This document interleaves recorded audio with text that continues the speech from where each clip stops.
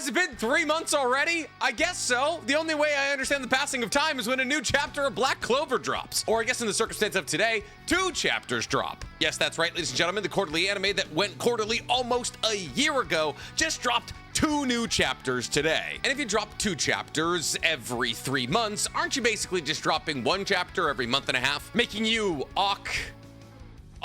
Octillery? Yes, Octillery, the gun octopus Pokemon. I'm onto you, Tabata. I know what you're up to. But trying to figure out what Tabata is up to is also one of the hottest talking points in the Black Clover fandom currently. See, because Tabata electing to release 2 chapters this quarterly cycle has a lot of people in the Black Clover fandom grumbling, and not in a bad way. It appears as though Tabata now has more time to draw manga than he did a couple of months ago. And this would make sense because after all, Black Clover did go quarterly almost a year ago. And thus it appears as though Black Clover is trending in a positive direction of releasing more content, as it rather clearly appears that Tabata has more time on his hand to draw manga, which is why we got 2 very drawing intense chapters. And thus people are starting to hypothesize that while Black Clover may remain quarterly, every couple of months we may get a dump of a couple of chapters. And the truly optimistic are beginning to hypothesize that Black Clover may return in a monthly release schedule, much akin to Boruto or Attack on Titan. However, as the internet's bearer of bad anime news, well, I do believe that chapters 372 and chapter 373 being released at the same time do prove that Tabata has more time on his hands than he did when the manga first went quarterly. I think, unfortunately for us, the Black Clover fans of the world, chapter 372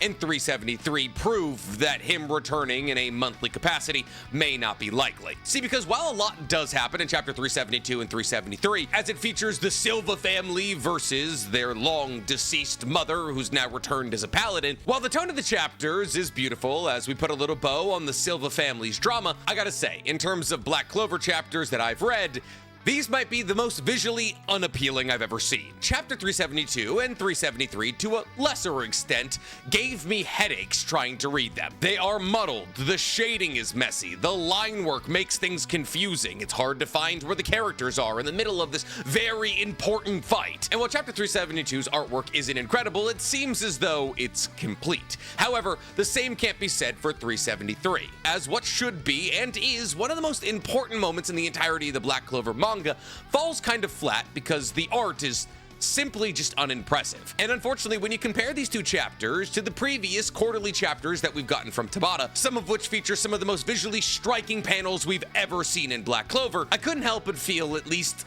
a little bit sad, especially because Noelle's my favorite character in Black Clover, and I believe if anybody's story deserves to be told at the peak of the artistic ability of Tabata, it's Noelle. However, that doesn't mean these chapters are bad. Like I said, the tone and the story of these chapters is beautiful and important. And so I'm trying to not let the dip in artwork take away from my enjoyment of these chapters, though it does need mentioning. But there's still a lot to get into as we were given 50 pages of new Black Clover content, so let's get right on into it. Because today, ladies and gentlemen, we're talking chapter 372 and 373 of Black Clover explained. But before we get to explaining anything, guys, please, for me, like this video, subscribe to the page, and hit that noti bell. And if you want to see me try to bring real-life challenges to the anime world, go ahead and follow my brand new channel, Anime IRL, that I created with Stephen He, Chris Barnett, and Danny Mata. Or if you just want to hear me talk about anime and manga, go ahead and follow my anime podcast, Otaku's Anonymous, where me and Danny Mata break down everything that happened in anime and manga this week. It's available on YouTube, Spotify, and Apple Podcasts. So, chapter 372 and 3.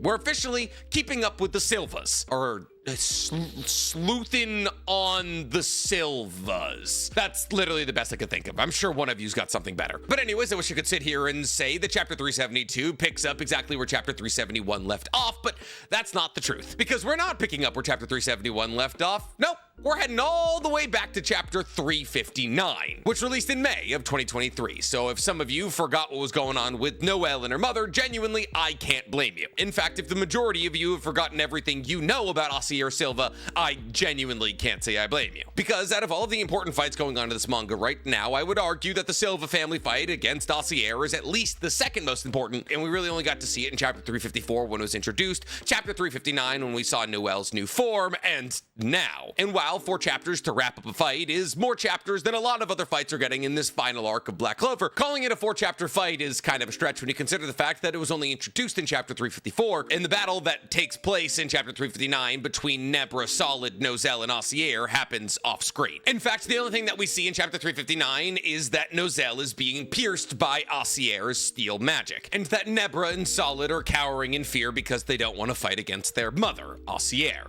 And it's also in chapter 359 that we're introduced to Leviathan, the sea god venerated by the underwater temple. And thus we spend a majority of chapter 359 focusing on Noelle's kind of out-of-nowhere ridiculous power-up. And thus really, the last check-in we had with this fight was Noelle awakening to her Valkyrie Sea Dragon armor, and telling Acier that she was gonna surpass her. Now, I believe in the last 14 or months since that chapter, we have gotten a couple of panels of Noelle battling against Acier, but I'm not entirely certain. All I know is that chapter 372 and chapter 373 are the first substantial look we've had into Noelle versus Acier Silva. And the battle, while shorter than I would have liked, is quite intense and pretty cool. So let's get right into it. Chapter 372 opens with what I assume to be a healing magic user from the Silver Eagles running over to Noelle. And this healing magic user begins to heal Noelle, all the while revealing that Noelle was defeated by Acier because he was shielding Nebra and Solid, his 2 younger siblings. Nebra being his younger sister and Solid being his younger brother, all of whom are older than Noelle. And honestly, in this first panel here is where I begin to have some problems with the art style of these chapters. The bubble magic used by this healer from presumably the Silver Eagles just absolutely swallows Noelle. I had to zoom in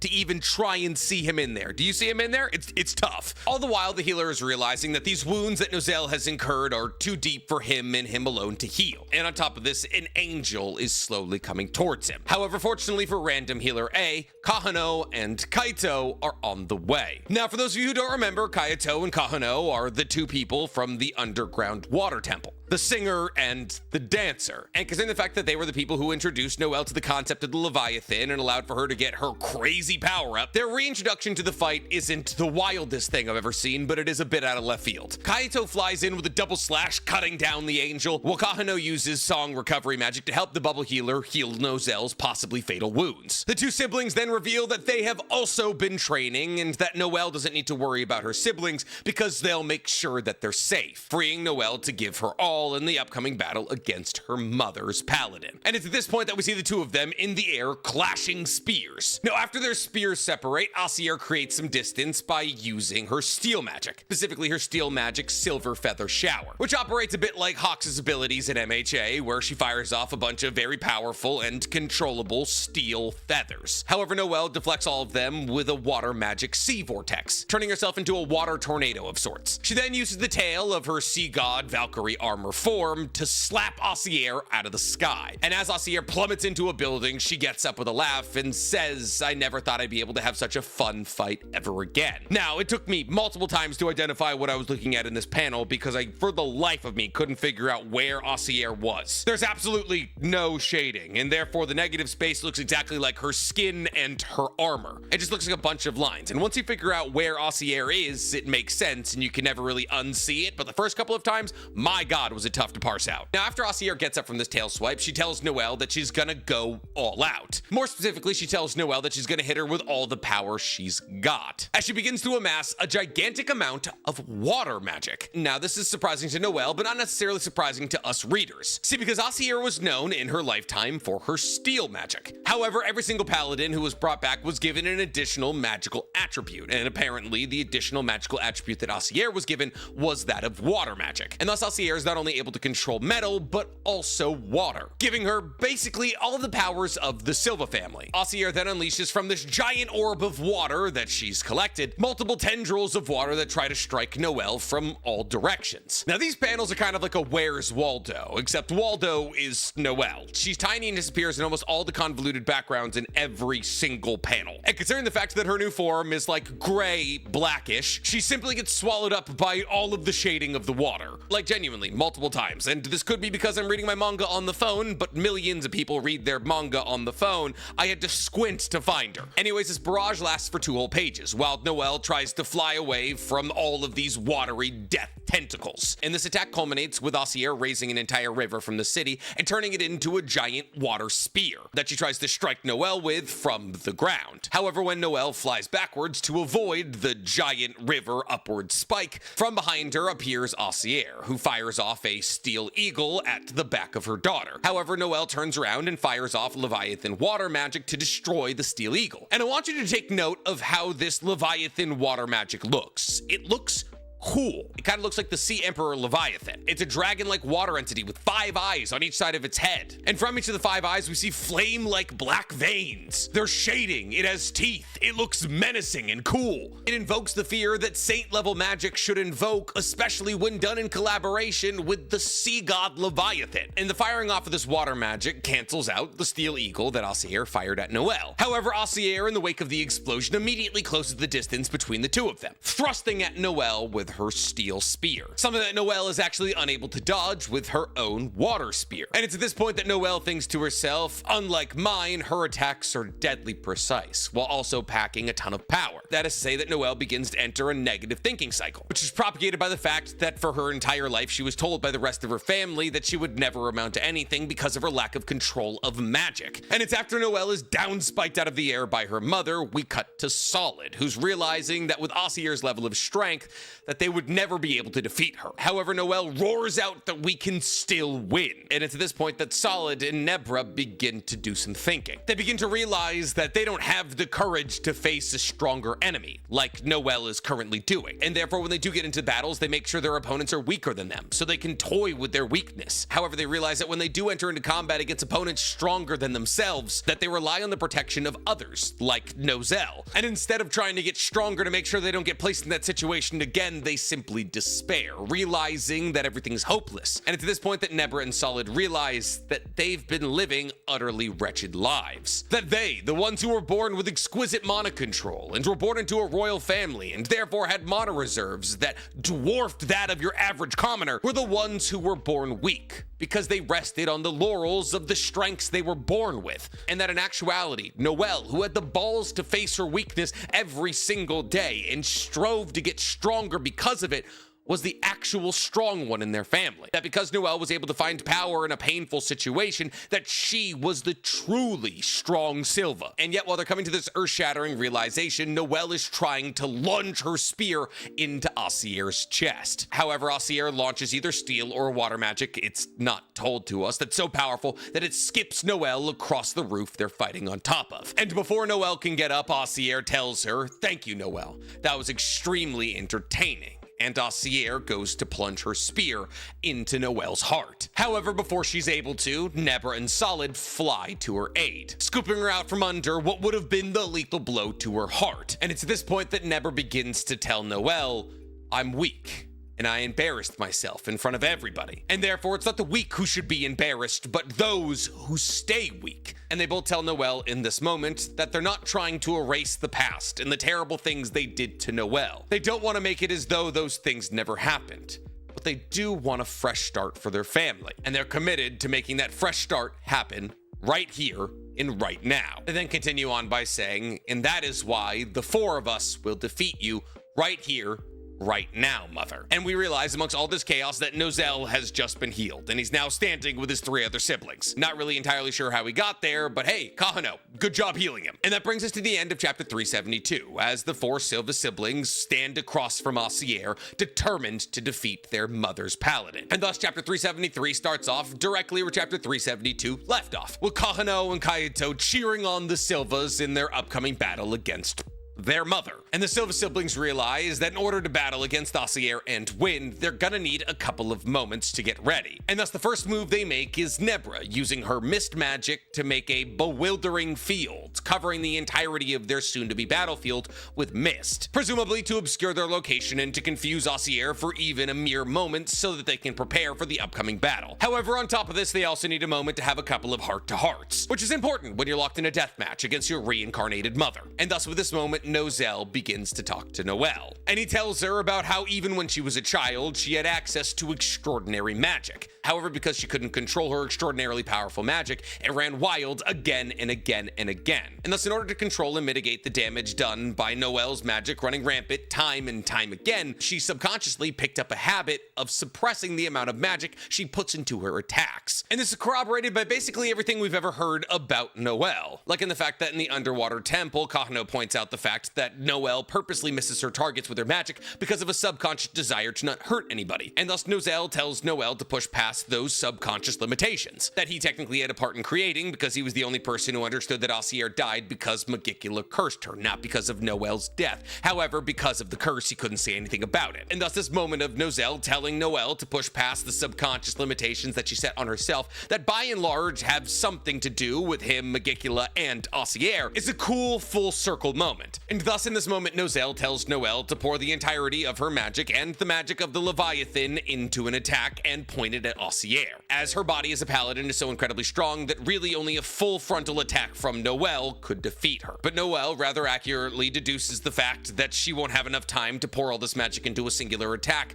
while Ossier is actively trying to kill them. And it's at this moment that Ossier screams at them, "Come on, we're not finished yet." However, all the while, Noelle is thinking to himself that he'll entrust the creation of this attack to his 3 younger siblings. And it's this moment that he thinks to himself, "I'll discard my usual ever-changing magical style, that is his mercury magic, and focus purely on defending." And it's at this point that he yells out to his siblings that big brothers are supposed to protect their siblings. And it's at this moment that we see Noelle's newest, completely defensive magic. Mercury magic, Silver Guardian, which basically turns him into the Silver Surfer, or Greed from FMAB. Basically, it coats his entire body in mercury, which isn't great. It's like how to lose a baby as a pregnant woman 101. And it's at this point that the carcinogenic surfer tells his siblings that he'll buy them some time as he flies into combat against his mother. And even though Noelle is yelling at Noelle to not go off and fight by himself, she's immediately flanked by Nebra and Solid, who tell her that they'll support her spell. They also tell her to not worry about controlling the spell or being afraid to hurt people. Simply charge up all of the magic that you and the Leviathan have and pointed at Ossier. We then cut to the battle between Ossier and Noelle is clawing at Ossier like Cosmic Garo. In fact, he looks a lot like Cosmic Garo. And even though multiple of Ossier's blows are landing on Noelle's skin, all of them are being deflected by his Silver Guardian spell. And thus Ossier compliments him, but brings up the fact that his mercury magic is poisonous. She asks him, simply maintaining that spell hurts, doesn't it? And like, while the spell wouldn't hurt, it would hurt your DNA and your chances of living to 80. But whatever, Ossier then tells Noelle that she'll put him out of his misery, as she lands a massive spear blow on his chest that blows him out of the wall of a building. We then cut back to Noelle, Nebra, and Solid, who are trying to charge Noelle's magic. And we see at this point that Noelle's unfiltered magic is so incredibly powerful and brutal that it's cutting Nebra and Solid simply by coming into contact with it while it's charging. And Noelle begins to see this, and her deepest, darkest fears begin to manifest. Her magic, when unsuppressed, hurts the people she loves. However, Nebra and Solid, who see her seeing them get hurt by her magic, tell her that this is nothing and ask her who she believes she's worrying about right now. And that comparatively, the damage that they're incurring by supporting the full output of her magic is nothing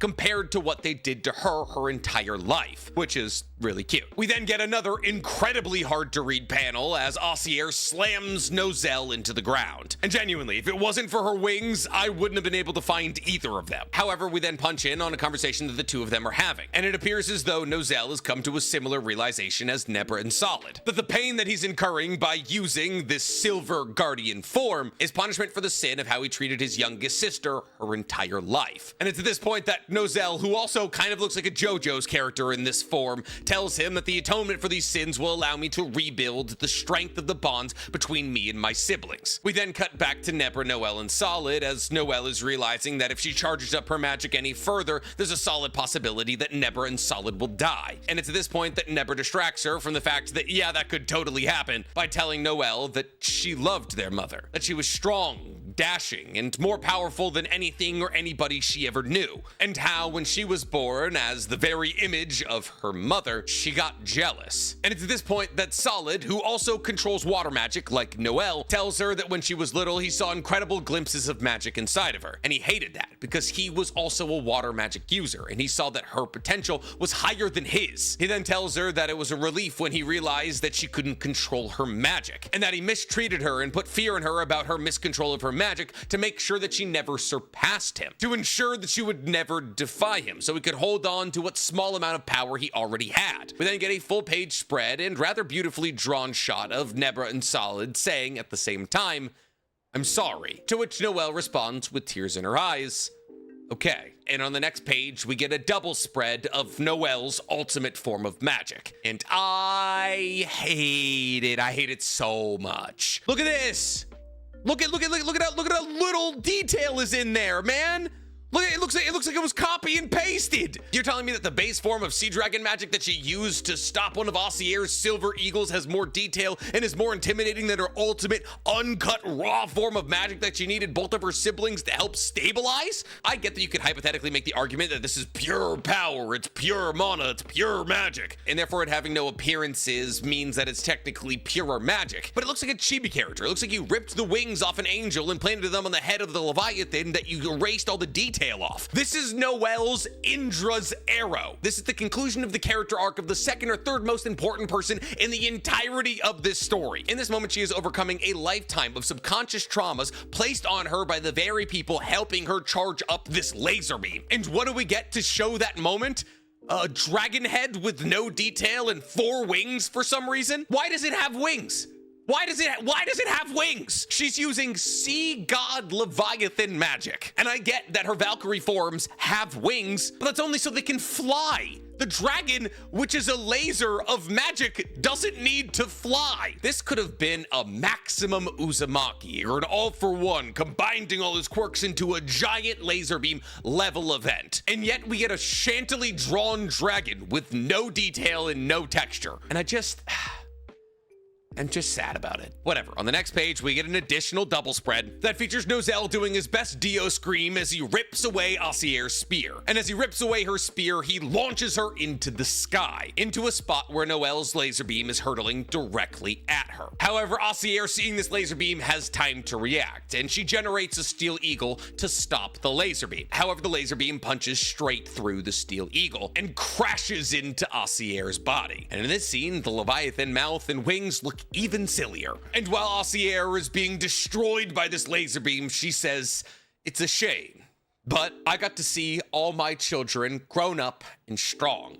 As a mother, I'm satisfied." And in the next scene, we see the laser beam turning her into dust. We're then given Osier's thoughts that narrate the end of this chapter. As Osier thinks, "You took the long way around, but you finally become a family, haven't you?" And the chapter ends with Noelle, Nebra, Solid, and Noelle all together standing on the roof where Noelle fired her final shot from. And just like that, they've now come together as a family. And with that, chapter 373 comes to a close. And so does, effectively, the story of Noelle. Well, of course, Noelle could be involved in the final battle across from Asta and Yuno in their battle against Lucius Zagratis. I'm not entirely sure that we'll see that. I believe that Noelle, while she definitely got more time focused on her defeat of a paladin than other characters, is going to have her story end with the defeat of Osier. As while there are many aspects to Noelle's story in Black Clover, her overcoming her inability to control her magic and her familial trauma are the 2 most important parts of her character, and those are both things that she accomplished in these last 2 chapters. Overall, I'm happy with the conclusion to her story. Noelle obviously rectified things with Noelle a long time ago, specifically when Magicula was defeated, and Noelle was able to tell Noelle about the curse that was placed on Osier, and how Noelle was actively trying to discourage Noelle from becoming a mage because he didn't want to see her get lost in the same way that Osier, the mother he very much loved, was lost. And while you could argue that Nebra and Solid are not important characters to the story at all, and genuinely they're not, getting to understand why they were so cruel to Noelle and see them apologize and support her as they realize that they've been the truly weak ones the entire time is a really cool and really sweet full circle moment. And for all of this to come about by the Silva family essentially saying their final goodbyes to their mother is a really cool and very compelling way to do this. It's basically what people wanted Kishimoto to do with Jiraiya in the 4th Great Shinobi World War. People wanted Naruto to have to defeat Jiraiya so that he would have a moment to say goodbye to Jiraiya in a proper way. And thus, while I definitely have my qualms with how these 2 chapters were drawn, the contents of these 2 chapters are some of the favorite that I've gotten from Black Clover in a while. Yes, I understand the Kahano and Kayato popping out of nowhere to save that healer so we can save Noelle is a very classic Black Clover moment, but we've just gotten used to it at this point. But anyways, I'm curious to hear from you guys. What did you think about these 2 chapters? And what do you think about the future of Black Clover? Do you believe we're going to get more chapters more frequently? Or do you believe that we're going to be stuck on the quarterly cycle forever? Tell me in the comments below. And while you guys are down there, please, for me, like this video, subscribe to the page, and hit that noti bell. The only tattoo regret I have is the fact that this was the strongest form that Noelle had when I got this tattoo. I would love to have her Valkyrie God form, but I don't know. This form is better. She earned this form.